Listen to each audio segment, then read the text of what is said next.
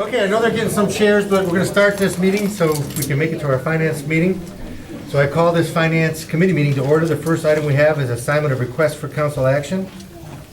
We have 1838 budget amendments, 1839 sustainable Medina County donation funding request, 1840 then and now Cargill invoice, 1841 then and now access, 1842 then and now Medina City and Mountville Township JED payments, 1843 amending codified ordinance 54908 discharging firearms, 1844 authorized 2017 financial audit with auditor of state, 1845 bike helmet safety awareness grant, 1846 expenditure annual software support, software solutions, 1847 purchase of a 2018 Ford F-250 truck, Parks Department, 1848 MMHA supplemental for continuum of care, 1849 revocable use permit, Peaceworks, 1851 increased PO for the Forestry Department, and for the Public Properties Committee, we have 1850 Parks Department reorganization. We have for discussion only batch number 3 sponsors for the MCRC. Mike, you out there? Mike's out there? Jansen, are you gonna handle this? No? This is just the second, Yeah, we know what it is, but I guess anybody want to talk about it? Okay, Mayor? So it's, let's see, I think 3 more. Yeah, 3 more. Okay. And it's got the amounts. The first one is deck rescue, 1 year 50/50 split of $1,080. Armstrong Cable, same amount, 1 year 50/50. And it shows 2 different things for. Yeah, there's only 2 there. With What's the that? Zoom internet, I think that there's Yes. only 2 there. So this is, I guess it's still working. Do we know how much, we don't know probably how many more spaces are left. But we're probably reaching, because I've been up there and they're filling up quickly. Any questions? Okay, well, we'll follow up with him on the next finance meeting regarding that. Next one is 17,200. Any questions on it? Yeah, I think it was just discussion only, we weren't, well, you don't have to. Yeah, we're not voting on it. Okay, Oh, so you guys don't have to do anything? no. but it was Mike looking to see if we were all okay with it? Yeah. Oh, Okay. Yeah. So everybody's okay? he's doing a great job. We're filling him up So far. so far. Okay. 17,200 credit card fees. Keith? Yes, sir. You'd asked for a couple things. Last time we had the fees for passing it on, we didn't have the fees for if the city was gonna absorb it. And there was also a question about how we're doing it now and could we stay with that. The way we're doing it with now is a company, it's called eGov to Web. We pay $4,400 annually and a percentage to the credit card companies, but we cannot stick with that. The support is going to be ending for that. It doesn't meet the security requirements that the credit card companies have. And as fraud has become more sophisticated, they have more sophisticated requirements, and we have to meet those, so we're going to have to get off of that. The 2 options, because you talked about whether we were gonna pass through the fees to the customers, this is for utilities only, because the credit card companies treat utilities differently. Basically, the reason is that they have very little fraud and theft risk on utilities, because essentially nobody uses a stolen credit card to pay a water bill, because that would basically be the world's easiest crime to solve, since you have the address of the house that the bill was paid for. So they will give us a little bit less of a rate on utilities than they will on general commercial purchases. The choices we have are, if we pass the fee on to the customers, it will be $2.85 per transaction, and that's up to a maximum transaction of $225. I'm not sure why it has to be a flat rate with the way the credit card companies are set up, so it's not a percentage, it's $2.85, even if you were paying a $1 water bill, up to $225. Well, our average bill, first of all, is like, what, 35? Yeah, nobody's gonna be paying a $1 bill, but right, your minimum bill going out is around $30, so Right. you're gonna be around that. The 225, is that the maximum size of the transaction or the maximum size of the fee?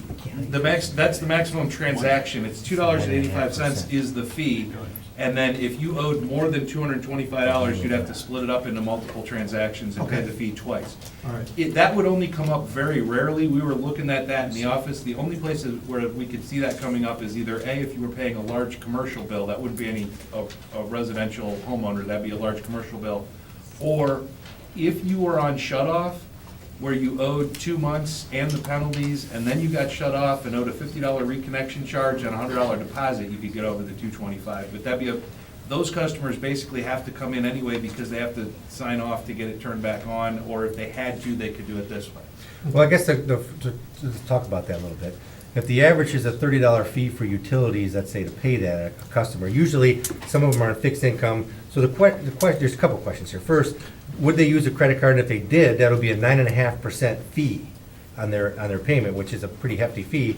But they don't have to use a credit card. They can pay by check, or they could come in and pay it, or they could pay ACH or Right. whatever they'd like to do. So, Right. I mean, there's things you could do, but again, usually utilities are, people plan for that, and it'll be a 9.5% like increase if they pay by credit card. Now, I guess I don't know the answer. Does everybody have to pay by credit card? Probably not. I mean, I don't know. I'm just playing devil's advocate here. The other side of that is, and the other set of fees is if we absorb it.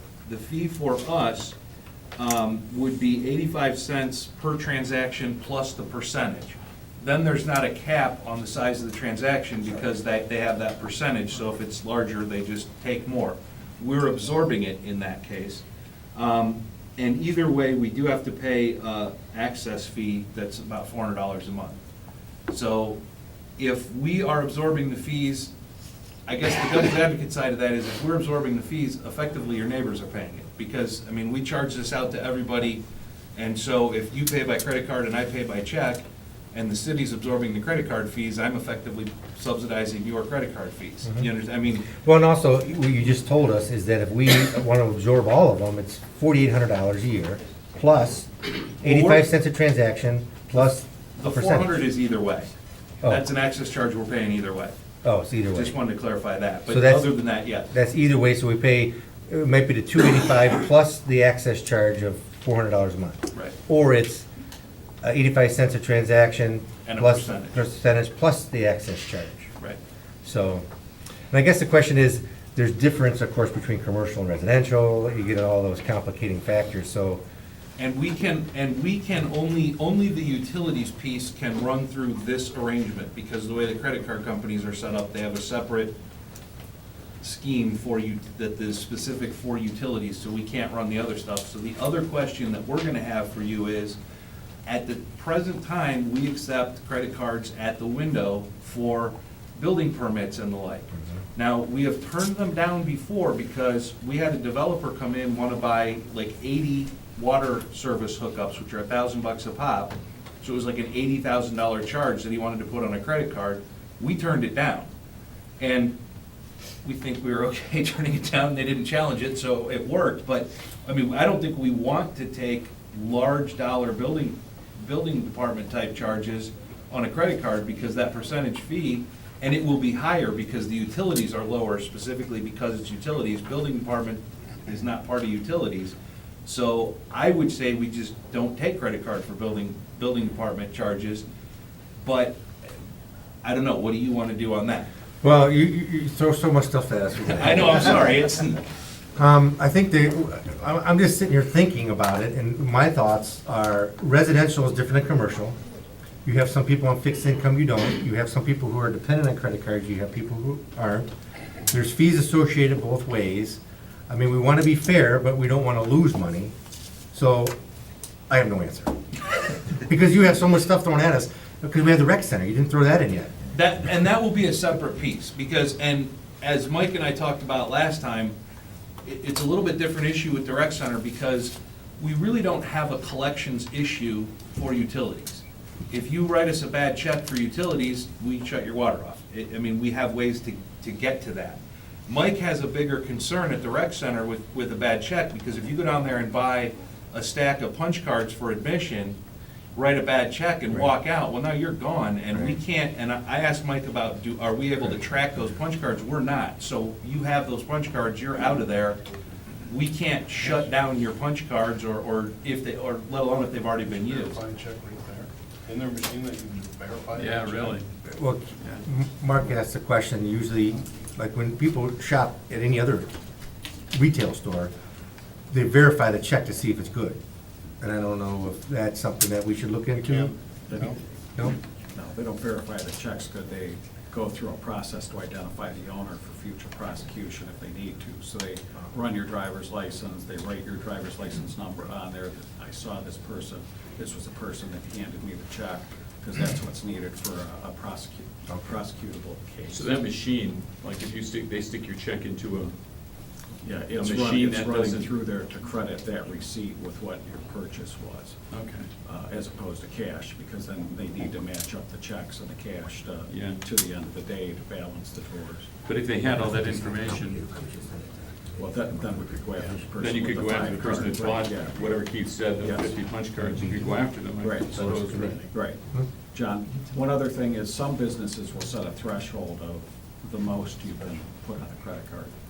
So Well, I guess recently it- I had a car purchase, and the maximum you could put on a credit card for that car purchase was $2,500. For Right. the same reason that Right, he's saying, right. you don't want somebody putting 20, 30, 40,000 on a Right. credit card. Well, I guess the question is, with all this information and with all these possible solutions and all these different, rec center, utilities, building, you have all these different uses of it. I would suggest we give it to the Water Utilities Committee, because we need to come up with an answer on all those issues, commercial, residential.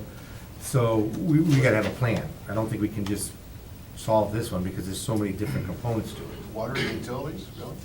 I mean, if we're looking at the rec center, we're looking at all the other areas. I mean, I You're was gonna thinking have online special. utility sign up, Or too, as part of that, technology. which was charged when you sign, or, I'm sorry, not utility sign up, but when you sign up for employment here, if it's dispatch or police, there's a fee that if you did it online, you have to pay. Well, the biggest component of this, of course, is water and utilities. I think rec center is part of it, but everything else, Well, we talked about the paying for the tests for, like, when we have a police officer or dispatcher position, if we wanted to pass that through as well. So, I mean, there's other questions that need to be answered in there. The piece for utilities is kind of separate because the credit card company set it up on a separate scheme. Would it be better to have because like Paul said, emerging technologies, utilities, rec center, maybe we should schedule just a meeting with all of Yeah, us where a we set council of the aside a whole, couple right. hours and just go through it all. hash this out, because we're not gonna do it. Right. And if we do it separate, we'll have like 4 committees. I think you're right. There's Special surely, finance? there's surely a convenience for the building department, though. I mean, I think you need a threshold, but I mean, if somebody wants to come in and get a Right. $25 permit or a It's $50 different, it's different, permit, I right. mean, to not take their credit card just doesn't seem business friendly to me. Right, I agree. I agree, $80,000 is a bit of a reach, but, That's true. That's a whole lot of running. Does that happen? 225 each. Does that happen frequently? Is that kind of an anomaly, or is that something? The 80,000 was a one-time thing, but it's not terribly infrequent for us to have a couple $1,000 permit that somebody wants to pay for on a credit card. Well, let's set up a special finance meeting just to talk about the credit card fees, because that's gonna have to be a half hour, 45 minutes, maybe an hour of time to solve that problem. So we'll do that. Okay. That sounds like the best answer, because we could be here all night talking that. And I don't know if everybody likes to hear about credit card fees, but we could talk about that all night. I didn't Well, think we so. could talk about, am I allowed to talk, or like what? We could talk about finance capital and the morality of charging a widow or a widower with Yeah. a credit card fee for $30 water trend, Yeah, We we- want to really encourage that. Who are we supporting there? It's not the widow and widower, it's the banks and the credit card companies. Well, we're forced to do what we have to do because we have no choice. Yeah. Next one we have is budget amendments. So Keith, I think this is you again. The first one here is a pass-through for insurance for damage to a truck. And the second one is pass-throughs of donations. And the donations are, let's look at this, Parks Maintenance Vehicle, and then the donations are several. The Bicentennial mainly, all Bicentennial. it's all bicentennial. Bicentennial donations. We have money for coloring books and caps, and Afternoon Club gave the money, okay? Move to approve? Second. Any further discussion? All in favor? Aye. All opposed? Motion carries. Now we have 1839 Sustainable Banana County donation for funding request. This came, a request from Kathy Jones, and I guess Kathy, if you could explain your request a little bit? Sustainable Medina County contracted with Environmental Health Project of Pennsylvania, it's a nonprofit, to do air and health monitoring for residents in Medina County because of the compressor station, which will have blowdowns every 32 hours of the toxins like benzene, radon, toluene, formaldehyde. We believe that air monitoring should be done as a baseline, which we've already started, and baseline health analysis too. And then what will happen after it's in operation, which will be next January, I suppose, or November or January, then monitoring will be done again at specific homes and residences, and the monitoring is for PM 2.5, for VOCs, for formaldehyde, and hydrogen sulfide, which is very deadly. So after it's in operation, that monitoring will be done again to see how the toxins are in the air. The Ohio EPA said they will never, ever monitor for this. The Akron Air Permitting will not monitor for it. They will only do ozone. And the Ohio EPA admitted during the Guilford Township, or the Cloverleaf Ohio EPA meeting back a year and a half ago that the toxins, according to the permit Nexus applied for with the Ohio EPA, that the toxins would be above Ohio EPA limits, but they're going to let the company self-report. So the whole point of it is we need to know if the air is fine now and good, and later these toxins are in the air and they are causing health problems.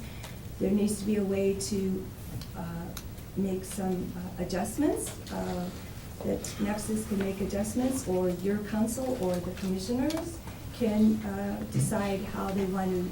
Well, let me fix ask you problem. the question, because you probably know the answer to this thing. I mean, this whole issue came up because of the Nexus pipeline compressor station being put in, right? So I guess I don't know enough history about it. Now, was Nexus not required to apply for the permits and all that, or what happened with that? I guess I don't understand when you're saying. Nexus applied for a permit through the Ohio EPA, and I saw it, we do have the permit. We went to the Ohio, we had to insist on Ohio EPA public hearing because they weren't going to give us one. So 400 people, 400 residents went. The Ohio EPA admitted, we had 2 experts there, admitted that the toxins are above their EPA limits. They probably will, and they're going to fluctuate day by day. It's not going to stay the same. So we asked the Ohio EPA if they would monitor it, and they said no, they won't. They'll let Nexus, Spectra Energy, monitor it, okay? They'll let the company self-report. Now, did it require any certain types of devices that they have to monitor it, or did they say, however you guys want to monitor it, you Right. monitor it? They can give whatever figures they want. They can report whatever they say is in the air. Now, did Nexus say, is there any, 'cause, I mean, you look in the paper and stuff about Nexus and the amount of money that Nexus is generating with respect to the increase in value of property taxes to the different schools and everything. Did they talk about, when they were at that meeting, that they would be willing to put up certain devices or anything, or did they not talk about any of that They stuff? were asked to put up certain devices to make less toxins in the air, and they said it would be too costly for them. They're not going to do that. They're not going to do anything until they're forced to do anything, and until, if there's health problems, then they could be forced to put these safety monitors on or make the toxins less in the air. Sure. But Now, did you, I mean, I know you're asking us for money, you're asking other communities for money, the commissioners you asked, and they said no. Yes. And I guess the only question I have then is, when you're asking for money for a compressor station that's it's called the Wadsworth Compressor Station, as you, in Guilford Township, you said here. I guess I'm just a little confused of how they were able to apply for the permit, the air quality permit, when the EPA knows that there's gonna maybe an issue with respects to the emissions of certain particles or particulates in the air. And I don't understand how Nexus doesn't have their own devices that are gonna measure this. I guess I'm confused at that part. And how much are these devices? I mean, you're asking for $15,000 from us. How much do these devices cost? you want me to show you what the breakdown is right here? Would you just gave us a letter. I don't know if Yeah. you didn't give us a breakdown of that. I just want to know roughly how much is I said it was 19 grand. did you say $19,000? Yeah, Is for, that, Is that what we're calling? baseline and after in operation. So I know some people didn't think we were a valid group, but we are. We filed with the Secretary of State. No, so- that's not our issue. I guess our issue is whether or not we So, give money to people. This is our contract with EHP and the breakdown for the monitoring. So here's the 19,000, so. Oh, okay, then. uh, So that's, okay, so that's the cost of a machine that would determine what is in the ozone. Is that what No, you're it's saying? not a machine. You've got formaldehyde badges, you've got hydrogen sulfide badges, you've got Oh, these are air like little monitor, badges PM that- monitors that are inside the house and outside the house to see the toxins in the air, and they're placed in different directions, north, south, east, west, downwind from it, so they can actually show where these toxins are going and when. Okay, because I'm trying to think in my mind what It's you're. not just one What you're talking, machine. well, no, you're talking, what I'm thinking you're akin to would probably be like a radar test, where they have a little device that you set aside, and after a certain period of time, you take that, and it'll tell you what the particulates in the air would be like for radar. Right. But you usually would be particulates in the air for these other things. Right, for the Okay. VOCs, Okay, it's okay. one little I monitor got you. thing and. Okay. So does anybody on council have other questions besides what I asked? I do. When you were here at our two meetings ago, I believe, and made a very eloquent presentation, and you spoke also. I strongly feel that all of us here, we're here to protect, our main job is here to protect the well-being and health and life of our people who live in the city of Medina. Now, I understand that this transfer station is not in the city of Medina, it's in Guilford Township. I still understand that the wind does blow from the southwest periodically, quite often actually, so it could affect the residents of Medina. And I stated either to this gentleman or to you after that meeting, I would be willing to support, me as one vote, support a financial donation from the city of Medina, a small one, depending on the other entities throughout the county that would be supporting the same. I don't think that the citizens of Medina should be paying the $19,000. No, and that wasn't the Have point. you Okay, obtained? so what I would say is, I don't know if you saw the air little schedule I put with the exhibits Mhm. showing that Yes. the city of Medina, it's 7.5 miles just in the square, and within the 10 miles Right. is really bad. So, no, we've asked a few others, none have yet, as you know, the commissioners haven't, but, and Guilford Township says they don't have the money to give anything toward it.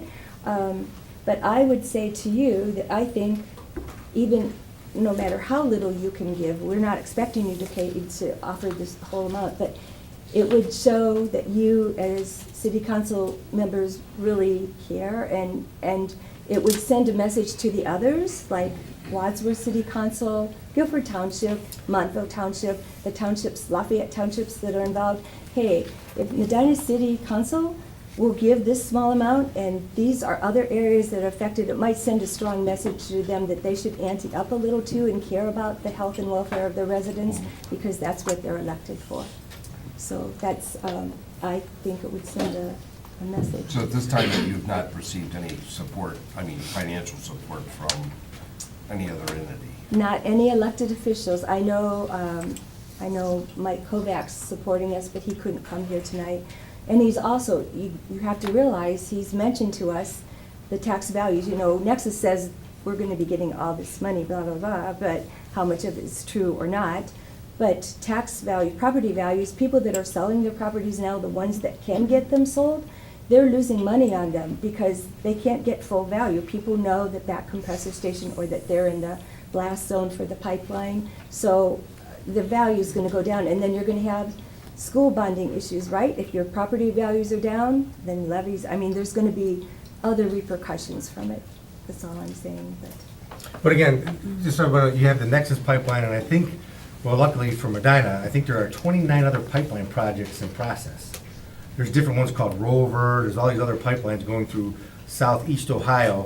Not many coming through, or there's some coming through Medina County, but nothing like the Nexus pipeline. That's the biggest one. And I can So- tell you one other thing about that. Last year, some of the property owners were told that this is the first Nexus pipeline. They plan to put another one through, which would expand that compressor station. They purchased 75 acres for it. So on the first 45 acre is where they're building now. So they have room to expand it. And if that gets expanded, it's going to be so much worse for all of us. I mean, some people can retire and go to Florida, and some people can move away, but the majority of the people and the children are going to be hit. Well, for better or worse, I mean, we happen to find the biggest shale oil reserve and natural gas reserve in the world right in our backyard, which there's a benefit and a burden from it.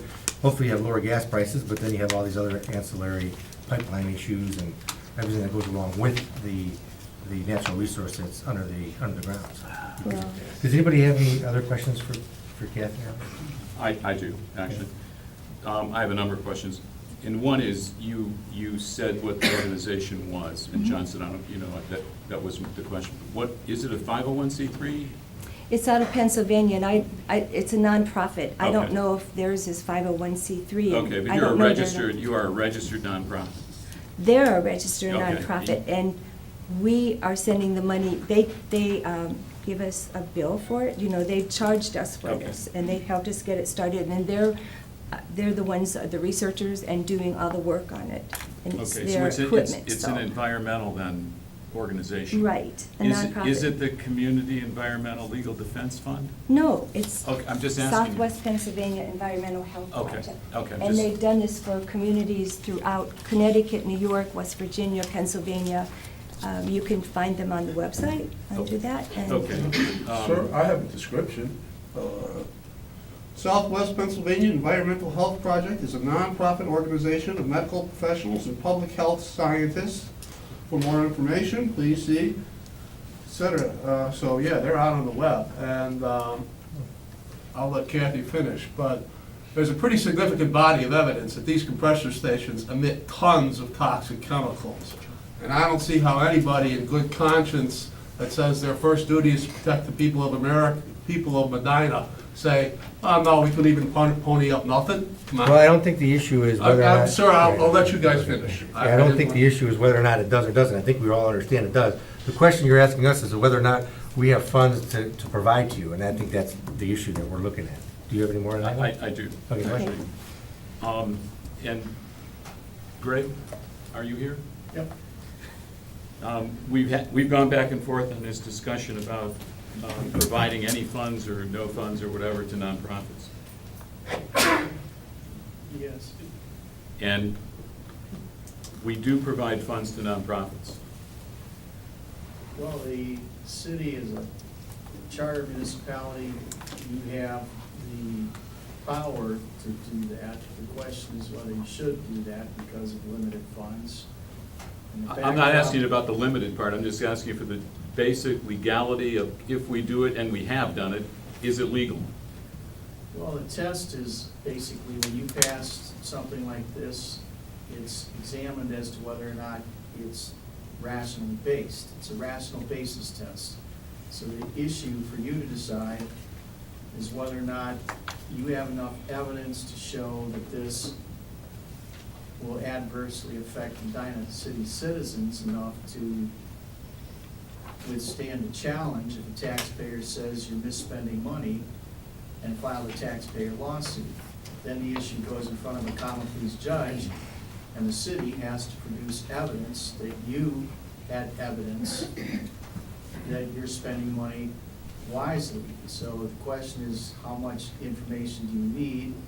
And is this really, because it's Guilford Township, something that affects City of Medina residents? And is this something that you have to show or have enough evidence to justify funding?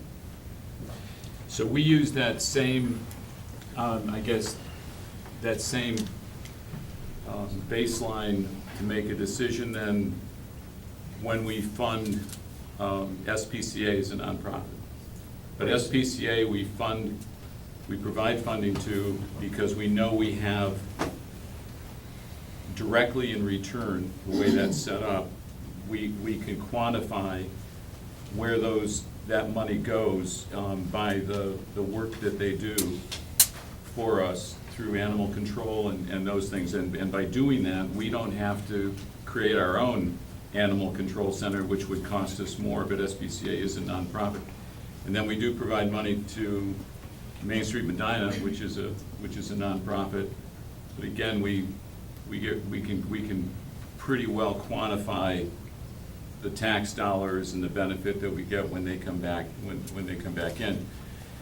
And then we recently gave money to the Office of Older Adults, which I think was quite a discussion that we had here, because some of us thought it was a good thing because they needed money to continue to provide meals for older adults that live in our community. And I think Mark and the mayor, I think, were instrumental in doing that. It was an important, I thought it was an important vote, but, and the members who voted against it, they had their reasons for voting against it. I mean,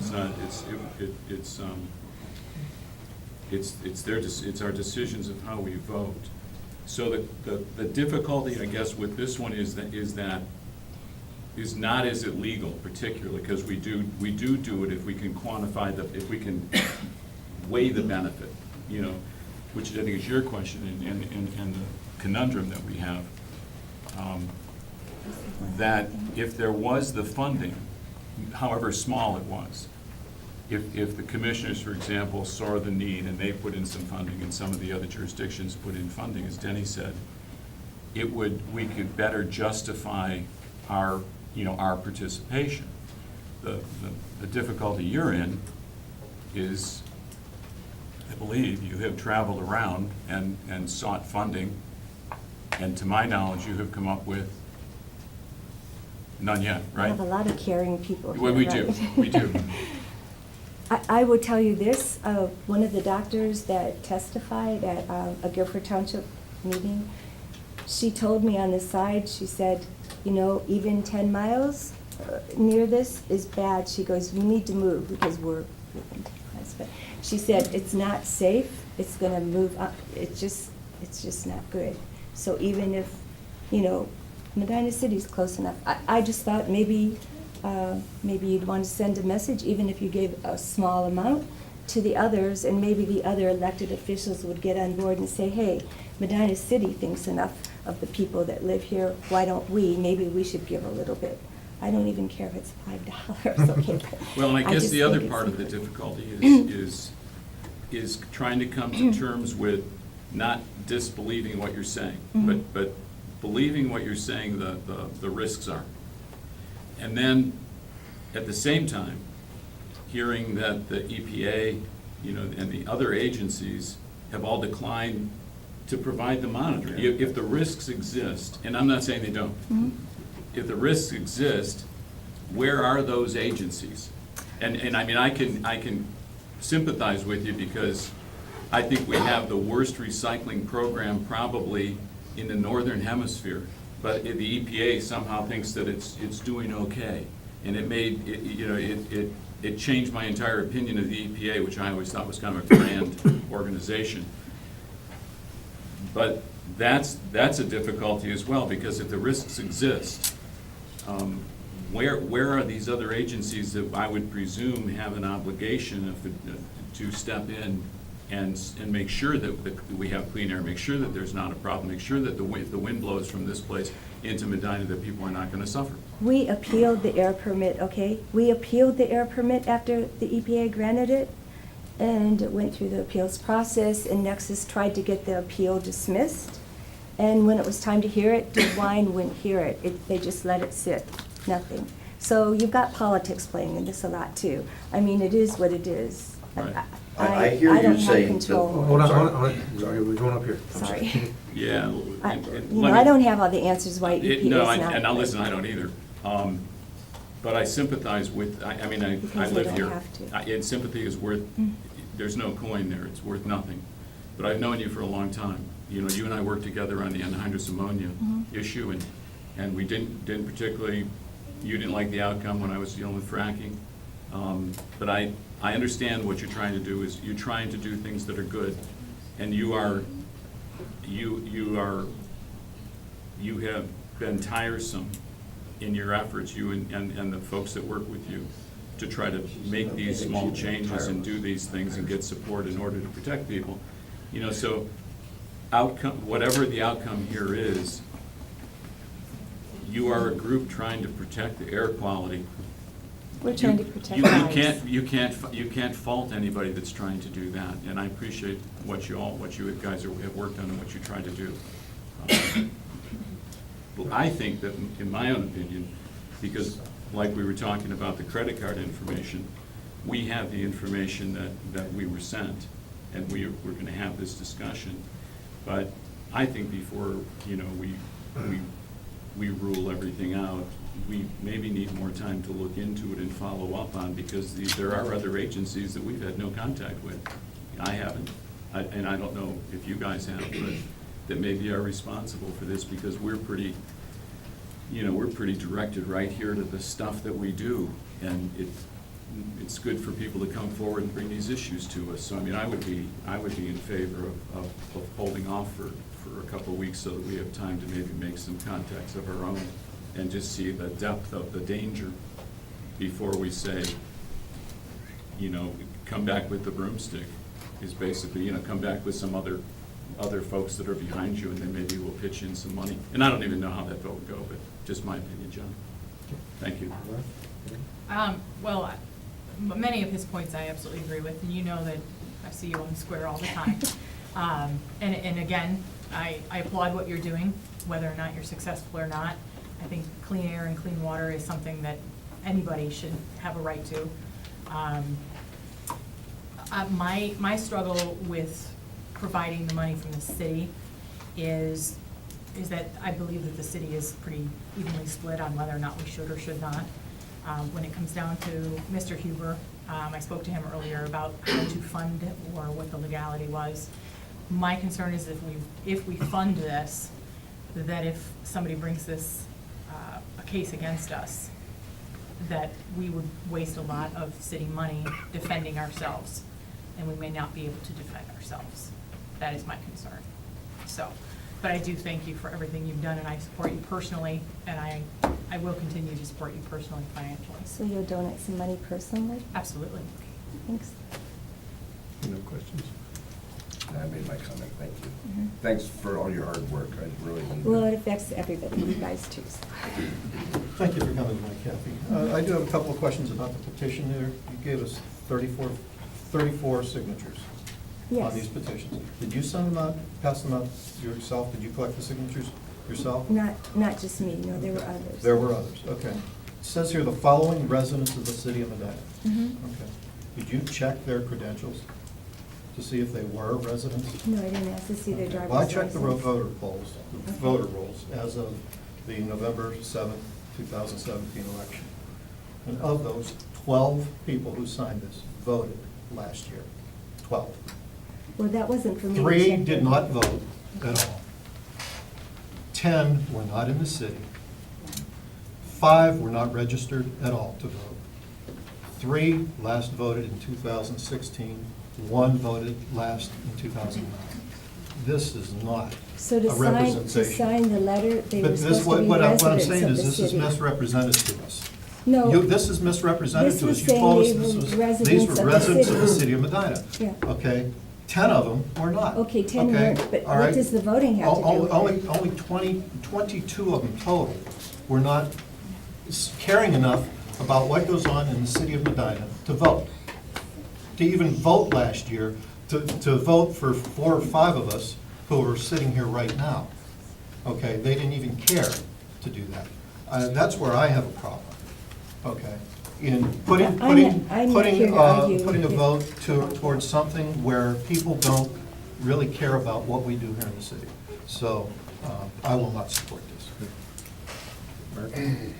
I'm not basing it on voting. The way I look at this, and I'll be upfront, I don't want the city to write a check to Sustainable Medina County, but I do want our residents protected. Now, I was at that EPA meeting at Cloverleaf. I even got up at the end and spoke 3 or 4 hours into it.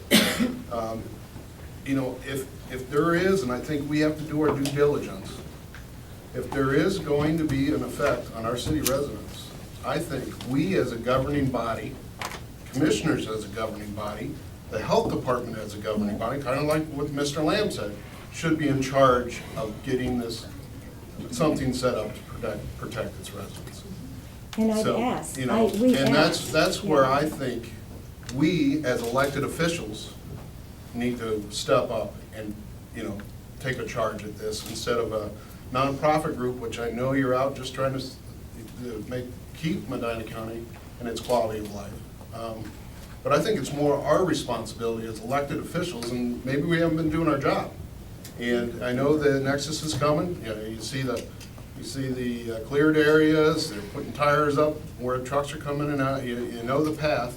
But I think it's our responsibility, and I agree with Bill, maybe it's gonna take more than 2 weeks, but we need to do our due diligence to find out the facts as well. I mean, I appreciate your presentation, but we need to find out the facts and make a decision on, is this gonna impact us? And get in touch with the EPA, just like they were here for the recycling center, and they're available, and get in touch and have a meeting, and let's sit down and get the facts. Are we putting our residents in harm's way? And if that is the case, then I think, again, as government entities, we need to fight to have something in place to monitor. You know, I appreciate you coming in and raising concerns about environment and quality of life issues here in this county. But, I mean, me personally, I don't want the city to write a check to Sustainable Medina County. I want us to either have to write a check to, if needed, to the governing agency that should be responsible for that. And if EPA says they don't want to monitor it, and we have evidence that it should be, then we're going to need to fight with them and our elected officials at the state of Ohio to put something in place. They're the ones that have allowed the pipeline to come through, but we as elected officials need to protect our residents. So I think we have more homework to do on this. Okay, so you guys are talking about homework, so who's And picking up just so the, you who's picking up the know, ball? we asked every elected officials, we started with the commissioners back in 2012, asking the health department, asking elected officials to please do this. No one would. So we took it upon ourselves because nobody gave a damn about the residents, okay? Right. So now if you want to do that, if you guys want to take it on yourselves and do it, but it's about time someone does because no one would do it. We had to do it ourselves, and now people are waking up. No one refused to, and Adam Friedrich, our commissioner, refused to. Mr. Hambley said their hands were tied, he wasn't going to do anything, but when he got to be in the House, he could do something, and I asked him what he would do, and he said I couldn't tell him. He couldn't tell me because it was political, and he's not doing anything. No one's doing anything. So Well, you're doing something. I had no time to do this, but none of us have had time, but it's lives here, and if no elected officials wanted to take it up, then we decided, okay, then we'll save our lives. Okay, so But I think what Mark and I are saying is what might be a better first step right now, because so that we can quantify and justify, you know, as the law director said, we need to look at as I said, we need to maybe talk, and I hear what you're saying. And You've been working on it for years, and here we are now saying we need to do have some conversations and see where these agencies are. So you're gonna get the information that Mr. Jones has so that you could make a determination on the. No, I think we need to first go to the agencies like. That's what I'm talking about. But you want the and take this experts, the information. But she's already testimony. spoken with some people, so I she mean, may we be able have, to help you get we that have the information. That's true. experts from the meeting, their testimony, you'd like to see what they said about the chemicals and that too. I have no problem doing that. I mean, You know, whatever I you just wanna think do. that's a better place to go Okay. than to do what has happened before, because I think all of us know what it's like if you go to government. You know, when you get to know, you don't have a lot of other places to go. Right. You know, and I think that we can do that. I don't want to say it's the least thing you can do, but I think it's an important thing that we can do. So if we can come back and go, no, we don't really think that this is an issue. We don't All right. think this matters. So what I hear from here, Kathy, is that Bill's gonna look into together with Mark, most likely to gather information to give to us, and then, Then you'll let us know. yes. Okay. So we appreciate you Okay, well, bringing thank you this for your issue. time. Yes, bringing this Thanks issue for to. reading all the information. Yeah, we got a lot of information, but I think that's the best thing that we could do, because I guess if we didn't do anything, we would say we wouldn't even look into it, but look at, you wanna look at it. But right now, I hear on council that nobody's gonna give money today. Right. So- And the one thing is, it's a win-win. You want to know, so if you don't have those toxins in the air, Sure. and it doesn't it doesn't come to be that there is, then it's a win-win, because at least you prove that nobody's getting sick from Correct. it. But Yeah. it's something you need to know. We appreciate, yeah. Did Thanks you for- check Mike thanks for- Kovac's voting record? I mean, was he- You know, in fact, he was the very first one, I just checked him. okay. I figured he was good. I don't want to hear any more But nonsense. thanks for all the He's not information and registered effort. on the We appreciate that, and Bill, Yes, let us know. absolutely. When you have a Mark, chance. we're good? Okay. All right. Sir? We have a. Yes, sir. So, may we provide you with additional materials as to Yes. why this station is required? I mean, think- not at this moment, but offline, after the meeting, can I contact your office, provide you with some links I or actually some don't have an research? office, but I just have an email, but, you know, Mark and I both will get together with you. We want to gather all the information, then we can go from there. Well, I think if you take a serious look at it, you'll see why it's a moral thing to do. And I appreciate you saying that your main priority is to protect the people of Medina. And as far as signatures go, sir, well, I'm a resident of the city of Medina, I'm a pretty good canvasser. He's my You neighbor, want- by the way. You He's have my only a couple houses sympathies, being his neighbor. Yeah, well, I'm not the most popular guy on the block either. But if you want 50 signatures from residents of Medina, I'll get them for you. I don't think we have to go there. I think we totally understand. I don't, you know, everybody has these different issues. I I think the concern is when we're presented with signatures that are fictitious, saying they're residents of the city of Medina. I didn't look at voting records. I don't really care whether they vote or not. But 11 of the 34 by address, I've been in law enforcement for over 3 decades in this community. I can look at the address and tell you if it's in the city or not. Right. Well, I'd have to look at it, I'd have to look at a driver's license and have. Well, someone if you go and knock on their door, I'm just that's a pretty saying good the clue people that that they're in the signed Well, we're city. not gonna argue. We're not gonna I don't argue. think- Well, that was We're not my gonna- we're not gonna intention, argue sir, that. but you don't actually know who's answering the Some door. of the people didn't know if they're in the city. Right. People don't know if We're, they're that's not the point. That's all, that's a red herring for us. Yeah, it's too That's small of a sample to make any decisions But we, about. again, we appreciate all the efforts, because I think it brought to light some of the issues for our residents as far as air quality is concerned. It looks like Bill and Mark's involvement, hopefully we'll get some answers from the agencies that you've been attempting to get. Maybe we'll be more successful, maybe not, since we are a governmental entity.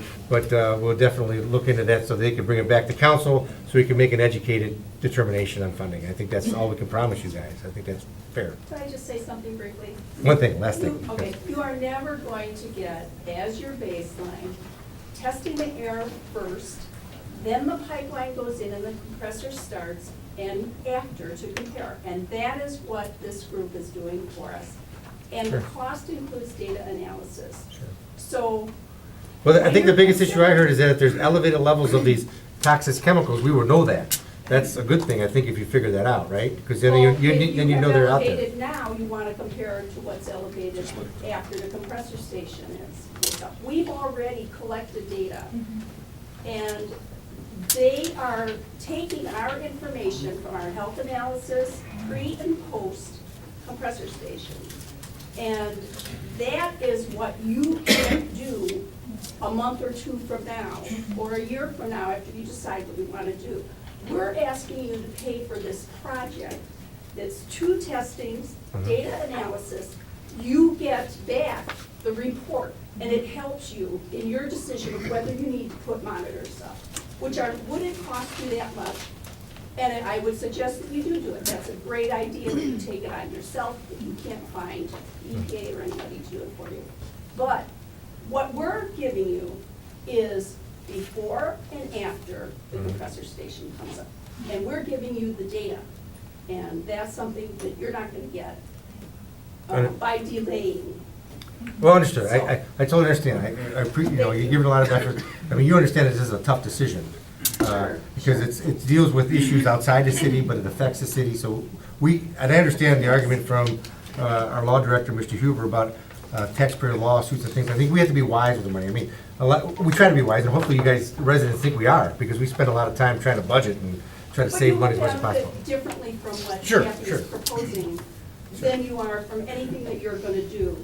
And what you're gonna do. Well, hopefully you guys don't is give up and say, we're not gonna give you the information because you didn't give us any money. I hope that's not what you're saying. No, Because I think that you'd still we're going give. to share it with Sure, everyone, sure. but we need to be I So we're understand. going And to hopefully the individuals will committees. donate, money also. I mean, Well, that's Mark and I'll get together, and we'll get the information, we will get on it. But we appreciate it. Yes. We appreciate it. And hopefully you guys stay the rest of the meeting because we're still gonna talk about issues, hopefully. We raised $5,000 on our own, so don't think we don't have some support. No, we know you do. I mean, Yeah. that's. If any of you would like to care to give a little bit out of your pocket, we would appreciate it privately. Yeah, sure, we understand that too. Okay, I think that's it for that. If you guys wanna stay for the rest of the meeting, who's here for State One Island, you can, because it's great meetings. We have fun at our meetings. But if you wanna leave, you can leave now. Item number 6 is 18040, a then and now for Cargill. Keith? Pretty self-explanatory, it's then and now, it's salt, it was needed. I have a question. You don't think we need salt? No, we do, but these then and nows, what happens if we don't approve? What happens if council does not approve the then and nows? I can't pay it. Okay. It's a now and after then. It's an audit and the auditor's requirement. But wasn't it already paid? Right?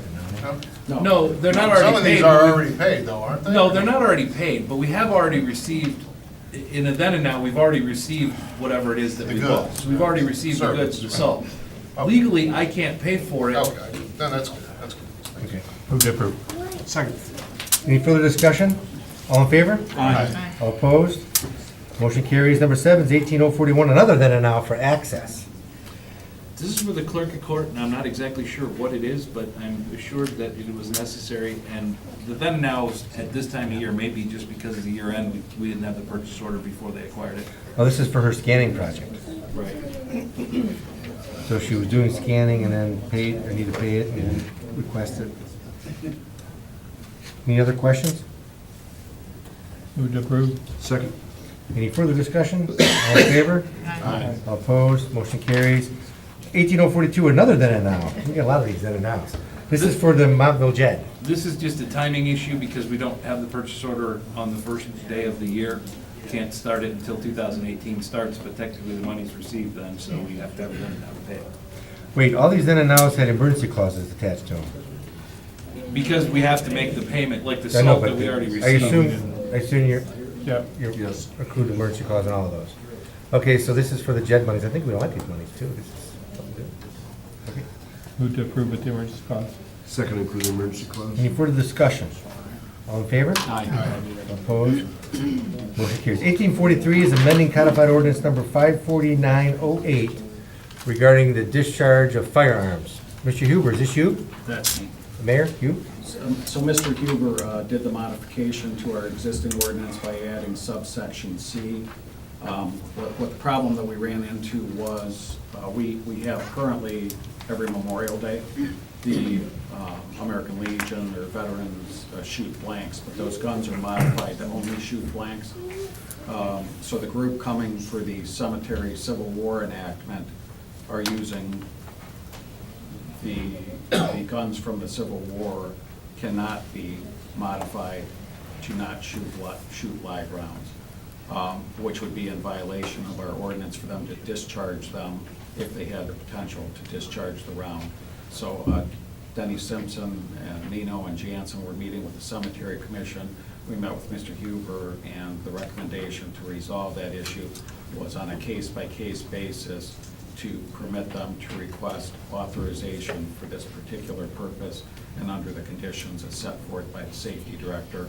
And I've attached, I think, a letter of what some of those regulations could be, such as not having any live rounds on the grounds, that the guns are double-checked to make sure, and also establishing a safety zone, because for these guns, for example, black powder, it is going to expel some of that black powder, so if you have people too close to the front, that could cause some risk to them. So under those three conditions, we may think of others in the future. It just gives us discretion.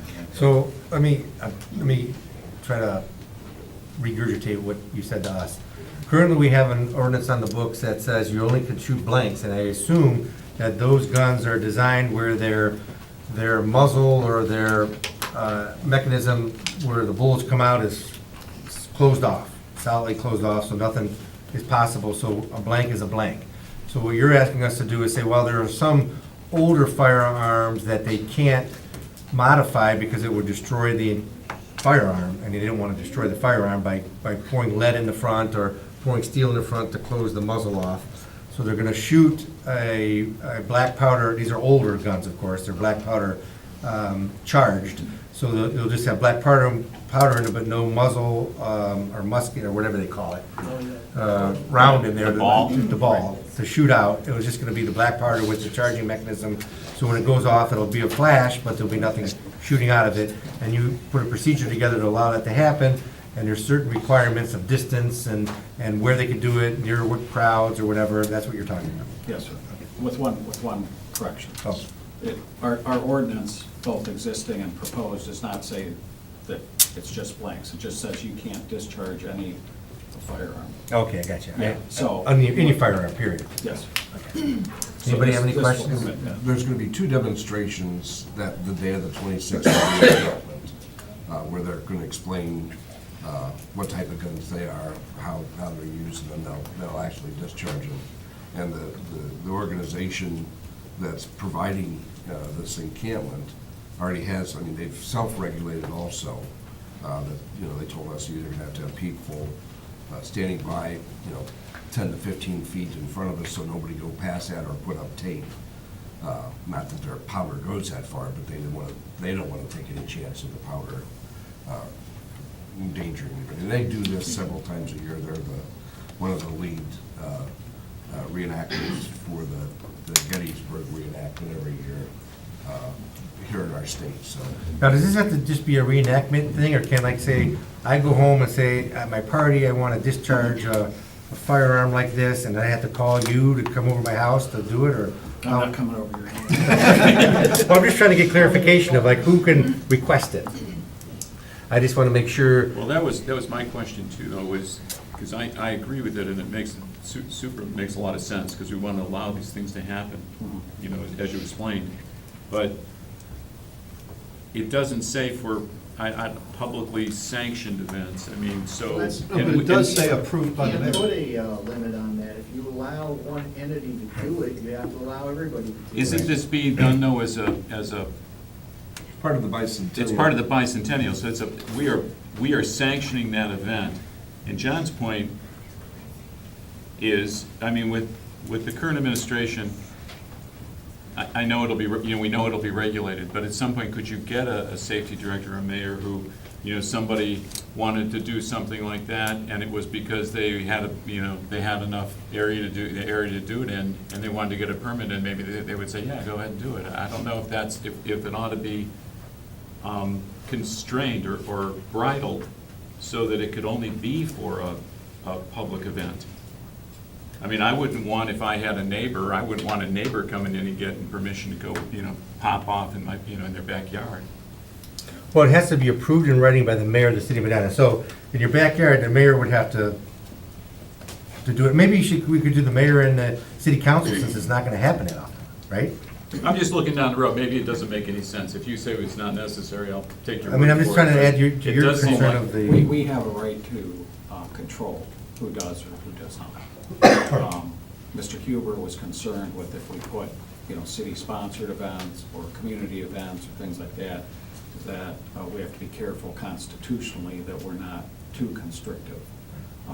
But this does, that language does give a broad amount of discretion to the mayor as safety director to, is this a legitimate purpose, or, is it a birthday party? What's the Right. purpose of it? What do you guys think? So Mayor, like American Legion and Dave Taylor, they'll come and fill out this form now going Yeah, what forward we for will do Memorial is when Day. they come in to fill out their parade permit, knowing that they're going to discharge those guns, that they would have to do that. Yes, sir. I mean, more to Bill's comment, so what happens if we do have another property owner that wants to have a group? Has to go to the mayor and get permission. Would you be able to deny that? You could then deny I mean, it. that's what I'm worried about, the legality of it. Somebody let's say they're having I'm gonna say a gun range or something. Or with their reenactment, buddies, a and they want- reenactment, like the Yeah, Civil, on like their the own Civil War property. people have Yeah, reenactments. yeah. And there's nonprofit organizations go around having reenactments. Something, I'm just being. You'd have to go to the devil's mayor and advocate. ask, and the mayor would Right. either say yea or nay. Right. but it's up to the mayor. Right. Well, see, that's a different question though than what John asked. I mean, if you're doing a reenactment, let's say, for argument's sake, no disrespect, Jim, but they decide to do something like that at the schools, and they want to shoot off the blanks at the school, and it's a community event, community benefit, and all of those things. I think that's a little bit different than somebody, you know, I'm turning 50 this year, and I want to go in my backyard and crank off a few things. Of Yeah. blanks. Of blanks. Yeah, they can't do that. And that, And That that's, would be issued a permit. Because under the A, they're discharging the firearm. right. they have to go to a township. You go to a township, you can But if discharge. they it. have the proper gun, I mean, that. But you have to still go to the mayor in the city, because in the city, Well, what- I'm worried about after the current mayor, what happens. That's what I'm The- looking, I the mean, I new- know. the new mayor makes the decision. Right, and that's what I'm concerned about. Whoever that might be. Thanks, John. Somebody's It's a thinking. legitimate concern. Well, I guess asked the my question, do you want concern was- council to approve it too? I mean, it's an extra step, but my point was that these events happen so infrequently, is that really a burden? I guess I only asked the I question. just don't Because if know you're if it's concerned gonna about that, open a that's the only door. other answer you can have. I don't know if it's gonna open a door to a legality issue, and that's what I'm concerned with. Well, I think that's Mr. Huber's determination. And he felt that this protected us. Well, you could make this approved by council and add that language if you want to, I mean, if you're concerned about it, that's the only other solution you have. That's in my opinion. The difficulty with that solution, as always, though, is that you, one more layer of. That's right. One more That's layer of exactly right. approval, and if it makes sense and it's reasonable, you need the second layer of The approval. law directors. Sorry. No. What were you saying, Greg? I lost my train of thought. Okay. Never mind. He was saying that the council could do it if you wanted to, but it's up to you. Yeah, right. Do you guys want that extra layer or not, I guess is the question. The only advantage I could see to something like that would be, it would really cut down on the quote impromptu ones. There'd have to be at least, what, a 3-week planning period for them. Yeah. Okay, it wouldn't be just out of the dark. It'd have to come on the agenda. Actually, it'd have to be a month ahead. So what do you think, Right. Greg? What are you trying to tell me? I would like council. I don't like the other layer, though, so, no. No. No. I wouldn't mind the other layer, I'd be for that. I think I started this. Well, you gotta look down the road, and that's. I am all. looking down the road. That is my only concern, though, is not now, and we know how things work now. I mean, we can feel comfortable with the approval, but we have had instances, you know, when you you didn't necessarily feel comfortable with the approval, maybe, of other things. And if if you look 10, 15 years down the road, So what are you saying? Are you saying, do you want Yes the or other no? approval?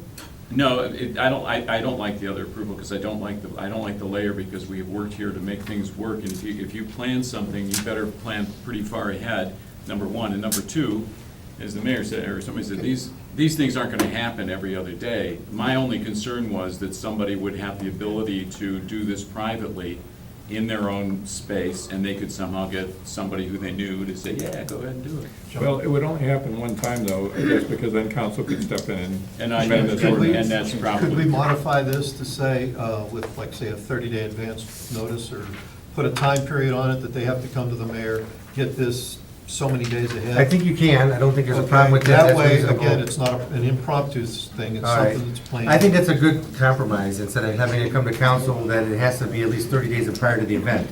Because if council wanted to butt in, then he'd have time to do so. And I think that's what everybody's getting around here. I think that's, so if we could modify this to say, approved in writing by the mayor of the city of Medina 30 days prior to the event, that would solve everybody's problem, What right? about the service director notifying council? No. So is that okay, Mr. Huber, you're okay with that? Yes? Okay. Okay, move to approve as amended. Yes, and we're adding just, at the last sentence says, in writing by the mayor of the city of Medina, 30 days prior to the event. So we're adding 30 days prior to the event. Okay, everybody okay with that? Any further discussion? All in favor? Aye. All opposed? Motion carries. Thanks for all the effort. 1844, authorized 2017 financial audit. Keith? Thank you. This is, we don't really have much of a choice, it's the state auditors. We've asked for approval up to $40,000. The reason for that is, under the federal single audit rules, they have to audit 40% of our federal programs. Usually, that's just one federal program, but if it ends up being that the biggest federal program is smaller than 40%, then they'll have to do two, and it'll cost a little bit more than the quote. So we wanted to cover that either way. Thank you. Keith, is this the third year that the state's doing it? I know at one point you said a lot of times, we used to have Ray and Associates, and then they'll switch. I think it's fourth. Okay. But Yeah, they used to, a couple of places, they would come in, do it for 1 year, and then contract it back out. They haven't presented us with that option, so. is they that just- more, I just wondered, is there any significance to that, that they, I don't know, the office was shrinking for a while, and so they were shedding clients and contracting more of them out. Maybe they've just stabilized and they're happy with what they've got. move to approve with the emergency clause? Second, including the emergency clause? Any further discussion? All in favor? Aye. Opposed, motion carries. 1845, authorized grant application for bike helmet safety awareness. Chief? We're asking permission to apply for a grant through the Ohio American Academy of Pediatrics. It's for a bike helmet safety event that happens at every May. We'd like to participate in it this May. What this does allows us to get helmets through this organization so that we can hand out to children during that event, whether it be a bike rodeo or whatever safety event we come up with this May. An emergency clause was requested because, Yes, sir. The deadline for the grant is March 2nd. coming up here soon. March Friday. 12th. next Friday, It's March 12th. next Friday. It says here grant application closes March 2nd. Look it up. I looked it up, it says All March right, I'm 12th. just looking at the We request. believe- Okay. Okay. Thanks. I just had one question, Chief. Just put a plug in that April 27th is the Bike to School at Century Cycles, where we're going to have officers, and then those first, I think it's the second week in May or so, we've got all the middle schools and the elementary kids. If you wanted to combine it with something in May, there's already the Bike to School program going on too. Yeah, and that is at the end of April? The night where they have the safety check is I think that's April 27th. I sent you guys the dates, I know. We had that, Yeah. our new bike unit is gonna participate in that. And then it's sometime the first couple weeks of May is when the kids ride it to school, but it's the whole school district this year too. So Okay. if there's something you wanted to combine with that or work in conjunction, it's timing wise would be So good. what's the furthest distance somebody would have to ride? Where's the furthest distance from the school to the district? 5 miles, 7 miles? Nino probably. Nino would know. You know Nino? You ride your bike to work, right? I have a question. Jonathan does. Jonathan does. Jonathan rides his bike. I have a question too. You know, we're gonna vote for the grant. My question was about the emergency clause. Yeah, for the grant deadline. Yeah, I understand that, but the grant was available for quite a while. Yeah, we just discovered it Okay, through research. okay. We discovered it as we were researching our bike control program that we're getting ready to deploy. So Yeah. we stumbled upon this and said, hey, that'd be a great idea to have a bike rodeo, a safety event for the kids. Okay. Move to approve with the emergency clause? Second, including the Any emergency clause? further discussion? All in favor? Aye. All opposed, motion carries. 1846, expenditure for software solutions for the annual support. Keith?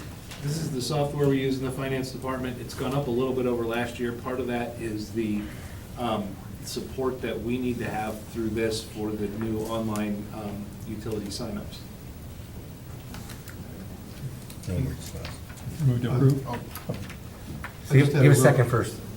Go ahead. Second, including the emergency clause? Okay, no emergency clause. Second. Thanks, Doug. Good traffic cop. Keith, does this support help us at all when we go to use that new tool for the charge card fees, when we get to that point? Yes, it will work with this, and with the vendor that I got you that information from is a vendor that works with other SSI cities, so we're not the guinea pig on it. We can- Okay. All right. Thank you. Any further discussion? All in favor? Aye. Opposed, motion carries. 1847, purchase of a 2018 Ford F-250 truck for the Parks Department. Jansen? Yeah, thank you. Back in February, a couple weeks ago, we had an accident with a Parks Department employee that caused significant damage to 2006 Ford F-250. This vehicle was identified for replacement in this year, and we replaced it with a 2017 low cab Ford about a month and a half ago. Our intention was to take this truck out of daily use throughout the year and hang on to it to help transport seasonal employees throughout the summer. In the Parks Department alone, we have 20 seasonal employees and 9 vehicles. Of those 9 vehicles, one of them is mine. And then another one is assigned to another leader in the department. So with our increased in the summer months, the Parks Department as a whole has about 36 employees and 13 vehicles. So it's our hope, my hope, that we could get this vehicle replaced, bump it up on our replacement schedule, because out of the 9 vehicles in the Parks Department, 5 of them are over 10 years old, and they're on the schedule for replacement in the coming years. Since the truck that was damaged, we got about $7,000 for it from insurance, and Kelly Blue Book around $8,500, and it just didn't make sense to me to put that $7,000 into a vehicle that was about 12 years old and was deteriorating. So I'm requesting to use our carry forward, bump up the purchase, and I also asked for the emergency clause because I have to let them know by the middle of March about the purchase, because they're switching over to 2019 vehicle chassis, and that means we wouldn't have them until the end of the summer. Questions, Mark? Hanson, why did you choose a short bed for a replacement of the long bed truck? The truck that was damaged was a 4-door crew cab long bed, so it was very long, very difficult to maneuver in the parking lots, especially when you have a trailer on it because of the length of the wheelbase. So we decided to shorten up the bed because it is a truck that's traditionally hooked to a trailer, so it didn't make sense to have an 8-foot bed. Other questions? Approve with the emergency clause? Second, include the emergency clause? All in favor? Aye. All opposed? Motion carries. 1848, MMHA supplement for continuum of care. Mayor? Thank you, Mr. President. So I sent you quite a bit of information with this, but just to put it on the record, this is a request for $5,000 from the General Fund, General Administration, to assist MMHA in supporting the county housing network's continuum of care.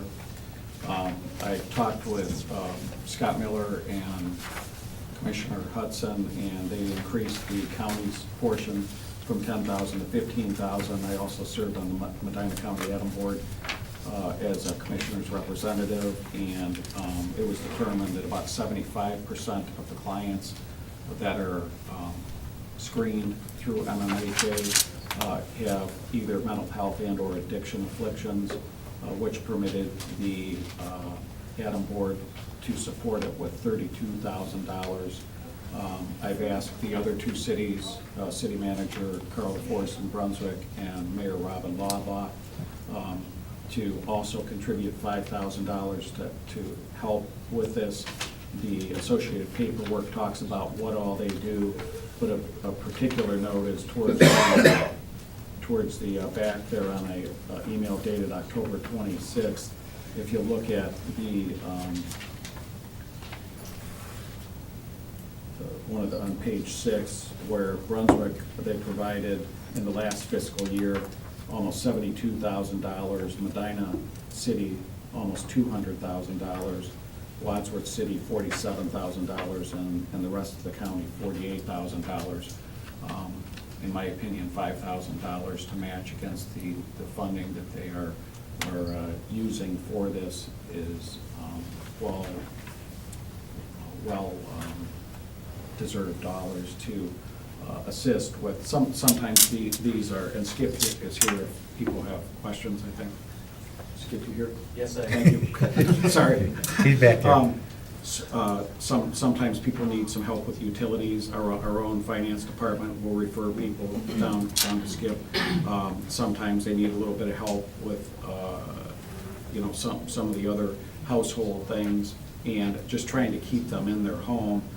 Skip goes on to say how important it is from the school standpoint to have a steady residence as opposed to somebody that's out of their house, now they're in a hotel, or now they move to this place and that place. That's much more difficult from the school perspective. So. Discussion? Paul? One concern I have is when I read all this, they said that they separate the data by zip code, not by city limits. So how much of this 198,000 is really in the city versus outside, like say Montville Township, that uses the same zip code? Couldn't give you a specific answer. Okay, see, that's where I got a problem. We can't quantify what's in the city. Well, I guess the question I had, I mean, everybody knows my voting record, I guess, on the Office of Older Adults and giving nonprofits and other people money. I guess the question I had is that, I read in here about the CHIP grant.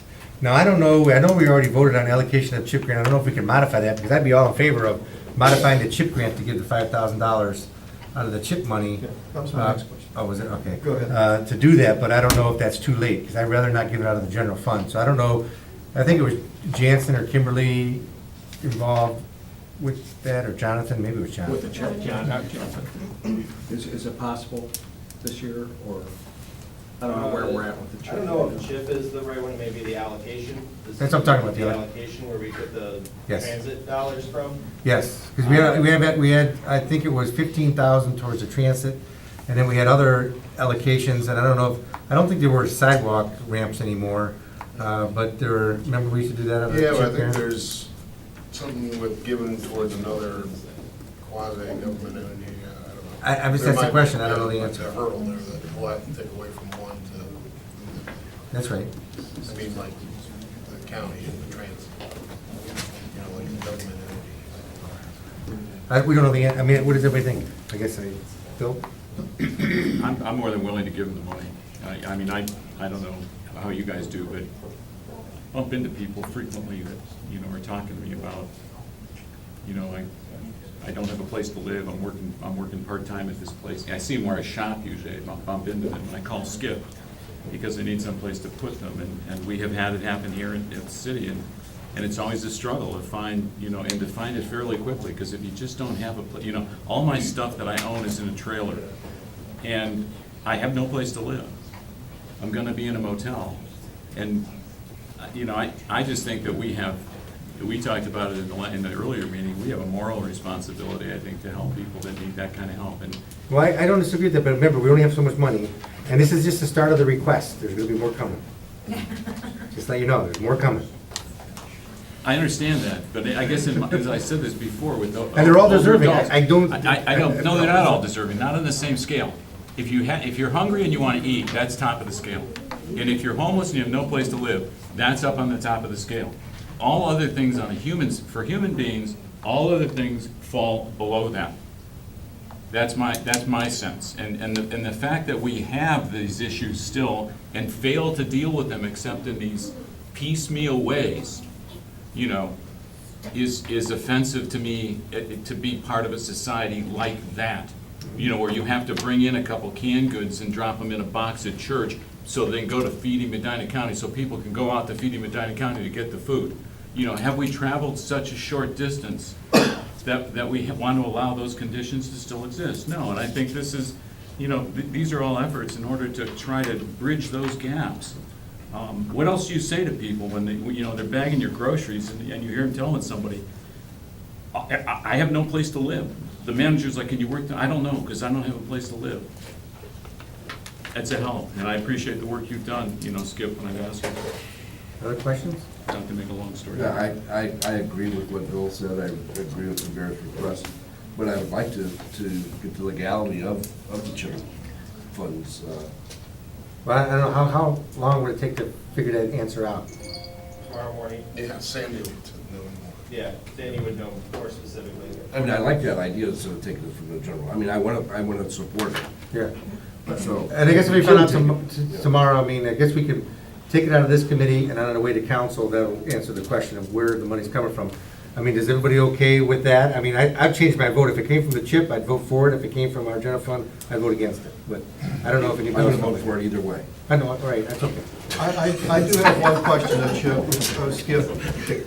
Is there any, I have another question, I should say. Is there any cross-check with what the county does to provide these types of things with the churches? Because I know St. Francis, for example, through St. Vincent de Paul, does exactly what you're saying. I've been over there many times where people are asking for utility help, rent help, food help, any kind. I've given my business card and directed them to Lorraine for jobs within the city. Okay, is there any cross-check so we're sure that people aren't double dipping and triple dipping? Because there's been a couple of times they get in nicer cars than I have. Okay? Sorry to hear that. Yeah, I know. I can't, as a unit of government, I can't mandate a church or any nonprofit organization. No, I'm not saying that, but I'm saying a I'm cross-check. happy to answer your question, Council. Okay. I can't mandate them to do it, but we encourage them to.